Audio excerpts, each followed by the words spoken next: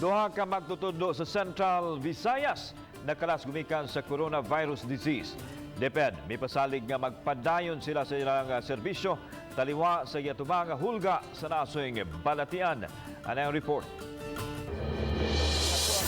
Dito ka ni Dr. Salustiano Jimenez, Regional Director sa DepEd 7, nga 11 ka teaching ug non-teaching personnel sa Department of Education Region 7 ang nataptan sa coronavirus. Duha ka mga magtutudlo nga pulos taga-dakbayan sa Sugbo ang napildi gyud sa Balatian.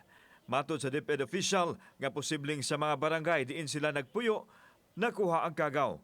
Samtang ang uban nga nagpositibo mga asymptomatic. Actually katong namatay dito gyud to na kuan sa ospital sa ICU.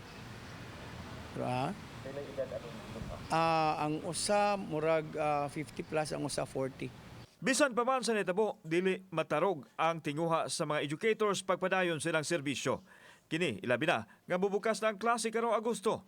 Gidasig ni Dr. Jimenez ang mga magtutudlo nga kanunay hinumduman ang basic hand washing ug ubang safety precaution aron malikay sa contagion. I-give kanang financial assistance sa katong na positive o kanang nakuan taon de disgrasya, pero dili gyud that much, at least nahatag nato na nga kuan, and then ang kanang mga positive ato gyud nang gi monitor kanunay.